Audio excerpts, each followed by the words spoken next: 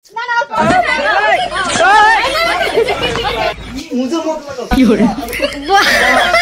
অবস্থা!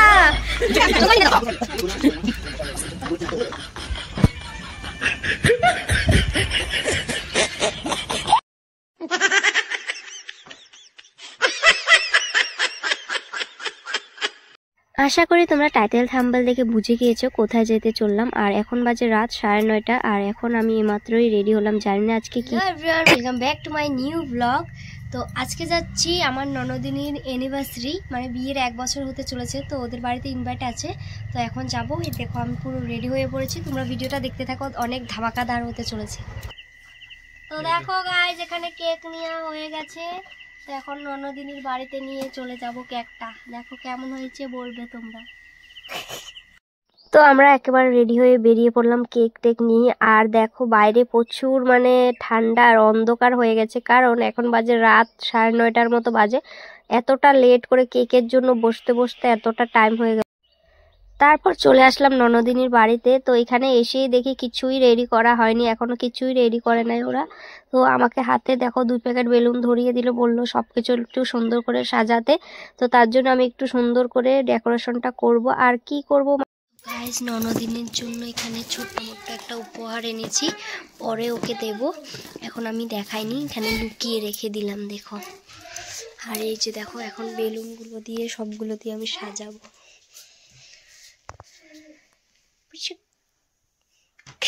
দেখো এখানে কতগুলো বেলুন, এগুলো সবগুলো আমি এখন ফুলাবো আর সাজাবো, ডেকোরেশন করবো।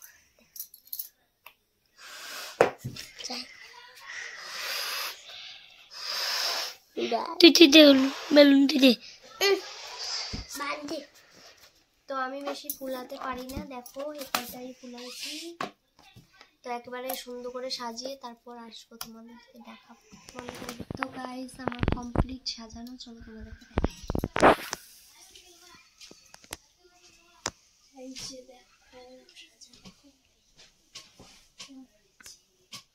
দেখো এদিকে সাজানো কমপ্লিট। আর ও এখন দেখো ননদিনী এখনো রেডি হয়নি, তো এখনো ও রেডি হবে, তারপর কেক কাটা হবে। তো এই যে ননদিনী রেডি হয়ে পড়লো আর এখন শুধু কেকটা কাটা হবে। তো দেখো কেকটাও আমি সুন্দর করে প্লেটের মধ্যে সাজিয়ে দিয়েছি, আর কেকের মধ্যে লেখা আছে হ্যাপি অ্যানিভার্সারি। আর কেকটা খুবই সুন্দর দেখতে, মানে মিষ্টি কালার, দারুণ লাগছে। তো তোমাদের কেকটা কেমন লাগলো কমেন্ট করে জানবা। চারিদিকে বেলুন দিয়ে সাজিয়ে নিয়েছি। আর এদিকে ননদিনীর দেওয়ার ননদির সাথে কি আর কি করছে দেখতেই পাচ্ছ তোমরা, প্রণাম করছে। তো ভাবলাম তোমাদের সাথেও আমি শেয়ার করি। তো এই যে দেখো খুবই সুন্দর লাগছে বেলুন দিয়ে। সবাই চলে আসলো, এখন শুধু কেক কাটা হবে। আর এদিকে আমি তোমাদেরকে একটু ঘুরে ঘুরে দেখাচ্ছিলাম সবকিছু, কেকে এসেছে। যাই হোক এখন ওদের কেক কাটা হবে, এদিকে কেক কাটার জন্য সবাই বসছে।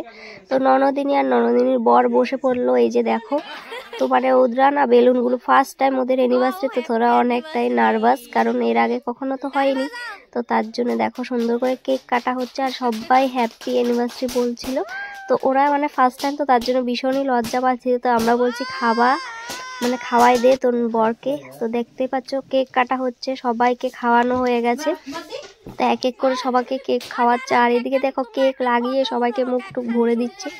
আর এতটাই মানে ইয়ার কি করছিল সবাই মিলে, কি বলবো, সবাই দেখো মুখে কেক দিয়ে ভরিয়ে দিয়েছে। তো এদিকে ননদিনীর বড় আমাদেরকেও কেক লাগিয়ে দিল, দেখতেই পাচ্ছ। আর এই যে এটা হচ্ছে ননদিনীর বড় যা, আর এগুলো সব ননদের বরের বন্ধু। আর এই যে আমার মুখও মানে ভরিয়ে দিয়েছে। আর এখন ওদেরকে দেখো কিভাবে কেক লাগিয়ে পুরা ভূত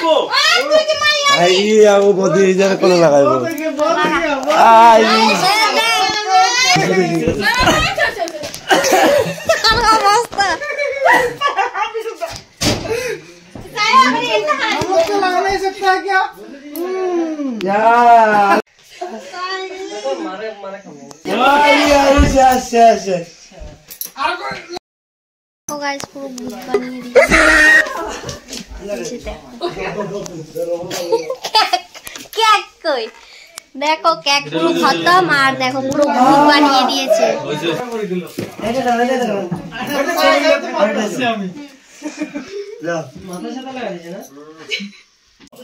গিফট